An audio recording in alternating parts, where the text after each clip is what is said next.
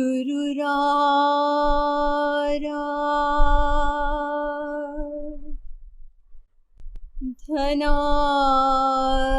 Dhanadishya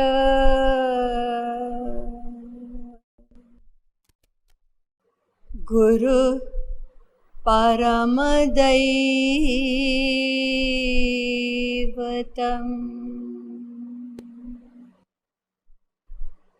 Guru Paratarannasti Kripalu Gurave Namah Aho Vakiyam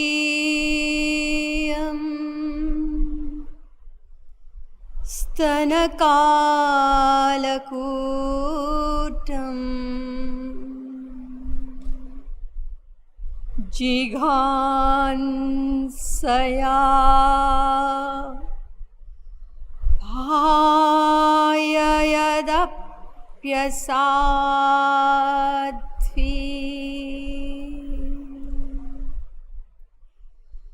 Lebhe gatim Dhatryuchitam Tatonyam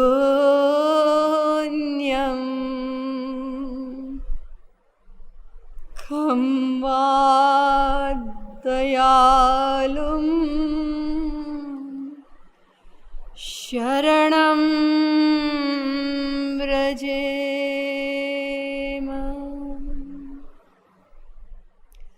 Eternal seekers of divine bliss, we shall chant the divine name for a few minutes and then I will begin the talk after that. Bhajo Giridhara Govinda Gopala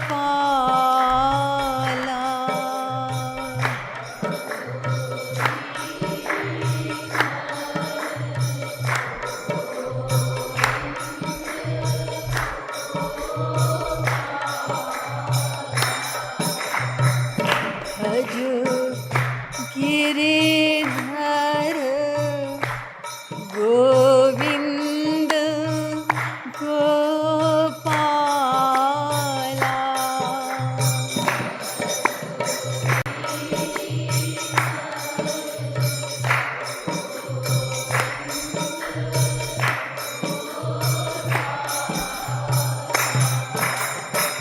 Bhajo Giridhara Govinda Gopala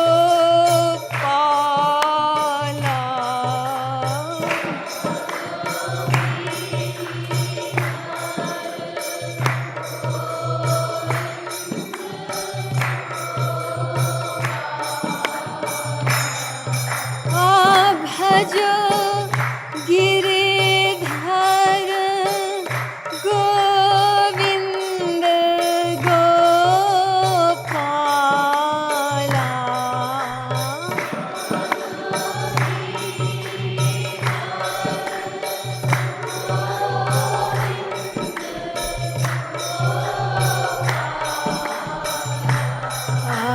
Bhajo Giridhara Govinda Gopala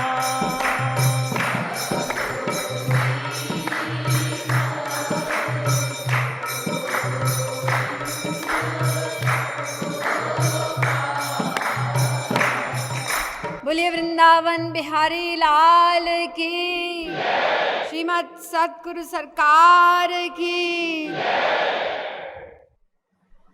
Let me briefly go through what I have said so far. The universal goal behind each and every action of each and every living being is only one, and that is happiness.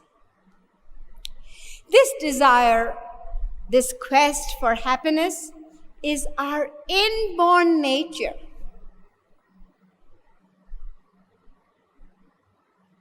Where did this nature come from? Why do we desire happiness? I often ask people this question and they don't know the answer. And it is only if we know the answer of this question that we will attain our goal of perfect happiness. But if we do not have the answer, then all our attempts are going to be fruitless and futile. The scriptures reveal to us the mystery behind this universal goal of happiness.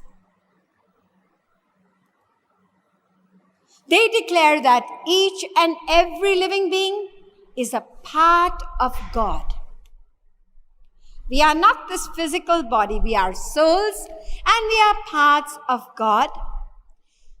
God has been defined as bliss. Now it is a law that every part is inevitably endowed with the nature of the whole. God is bliss, therefore we will desire only bliss. Our desire for happiness is connected to God. You may call it perfect happiness, you may say peace, you may say love. These are all synonymous terms. Now, although each and everyone desires happiness, including the atheist, the person who doesn't believe in God, yet today we find that most people deny the existence of God. And obviously there is no question of them accepting God as the creator of this universe. However, from what we discussed yesterday, we took up this most important age-old question of the existence of God. And from what we discussed, it was obvious that the arguments of non-believers, it doesn't hold any weight at all. God does exist, and the arguments of these non-believers may be compared to the empty words of a blind man.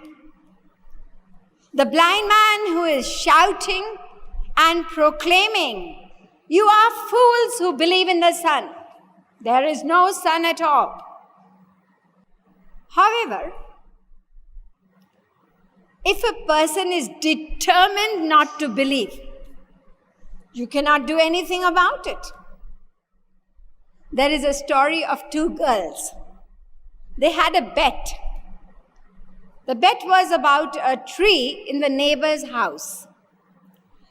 One girl said, "That tree is an apple tree."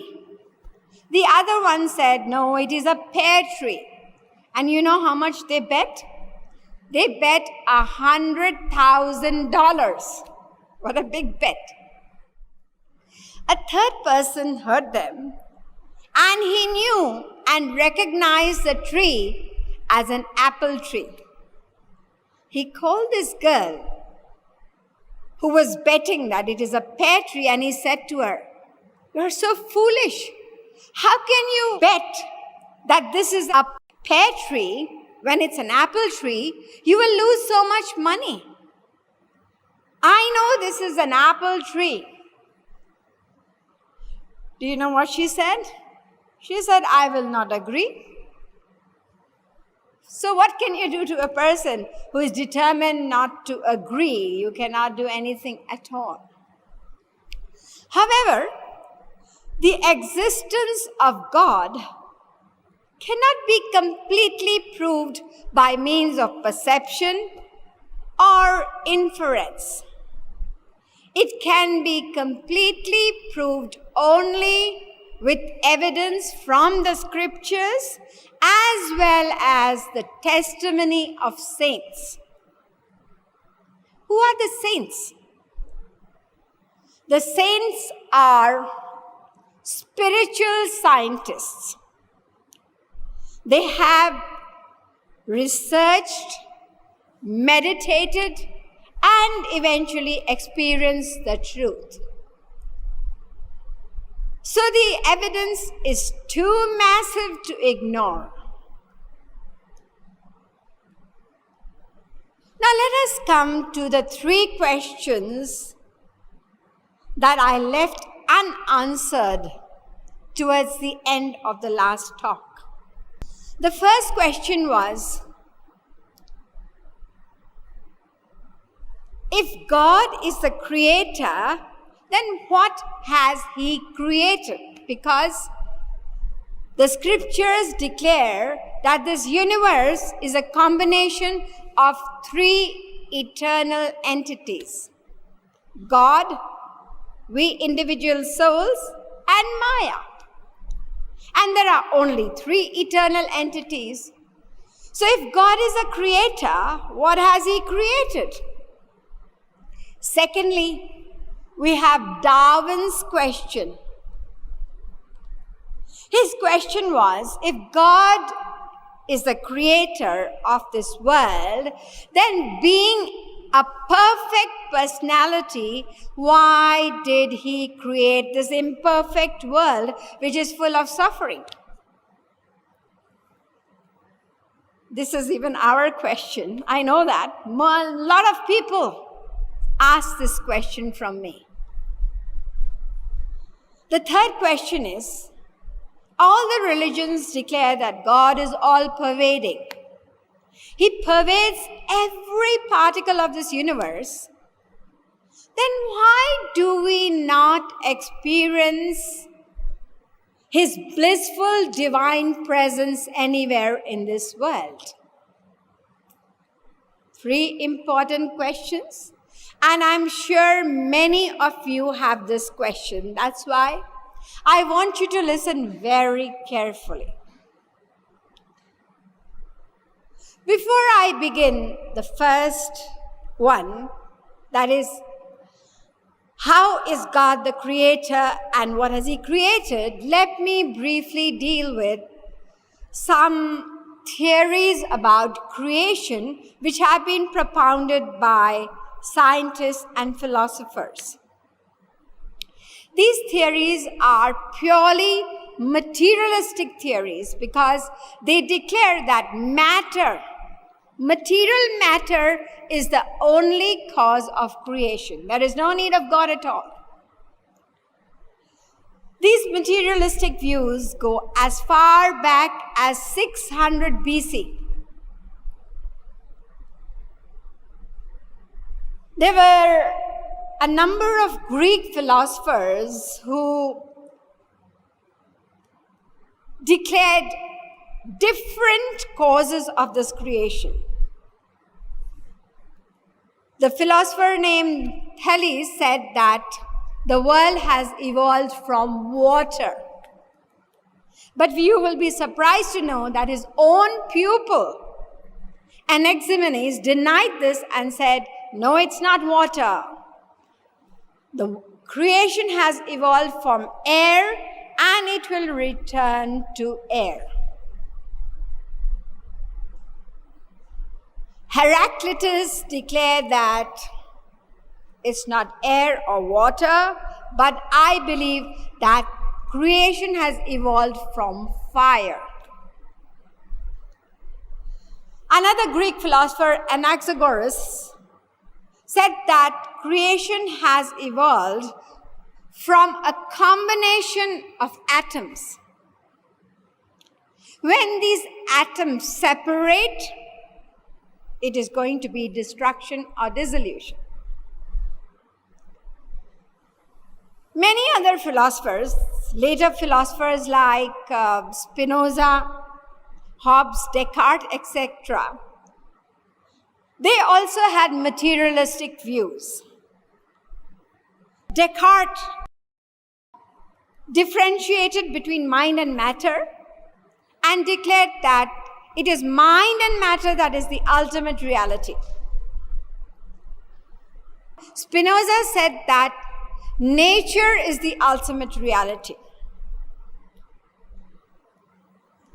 The most mechanical explanation of the origin of the universe and life is that of Darwin. I'm sure many of you have heard the name of Darwin. His theory of evolution has been referred to in two of his books, Origin of Species and Descent of Man. Darwin said that all higher species of living beings have developed from simple beings. He did not believe that man is the center of God's whole creation. In fact, you must have heard that he declares that man has originated from monkeys. Have you ever seen a monkey giving birth to a human being? Not only that, if we accept the fact that higher species originated from lower species, then the lower species should have ceased to exist today. But that is not so. Here we are, human beings with our intelligence, and at the same time, we also have the stupid ass. Both exist even today. Birds give birth to birds, animals give birth to animals, and this sequence exists not only today, but it also existed in the time of Darwin himself. Nobody has ever seen a pigeon giving birth to an elephant or a fish giving birth to an ant. Then again, if the higher beings have come or originated from simple beings, such as the amoeba, you must have heard of the amoeba. It's a unicellular being, just one cell.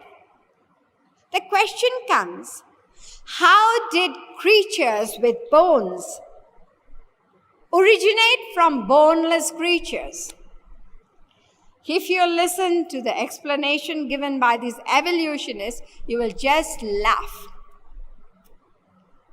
They say that bones came into being, bones were formed due to hard work, bones were formed due to mental stimulation, bones were formed due to excessive consumption of lime. Why don't you try this and find out? Some of them say that bones were formed due to joining of arteries and veins. Mind you, I cannot discuss all these ridiculous explanations. There's no time to go into the detail, but what I'm trying to point out is that their explanations cannot be accepted. There doesn't seem to be any systematic link anywhere in the theory of evolution. There is so much difference in age, lifespan, in appearance, likes and dislikes, living habits. If you listen to what they say about the age of the earth, you will find that there is no definite decision. The evolutionists such as Haeckel, etc., said that the earth is 820,000 years. The geologists say that it is 100 million years. And there are others who say, no, it's 200 million years. Now, what are you going to decide? Let's go to the scriptures, the Vedas. The Vedas give a very precise account about the age of the earth as of the year 2008. The age of the earth is 1,972,949,108 years. How precise it is, isn't it? Creation has been divided historically into 4 ages, and they are called yugas. We have the present age is Kali Yuga, and it comprises of 432,000 years. The second age is Dwapar Yuga, which is twice the period of Kali Yuga, 864,000 years. And similarly, Treta Yuga is 3 times, and Satyuga is 4 times, 1,728,000 years. These 4 ages or yugas together are referred to as Chaturyug. Chaturyug multiplied 71 times is equal to another time dimension which is referred to as a Manvantar. A Manvantar is 306,730,000 years.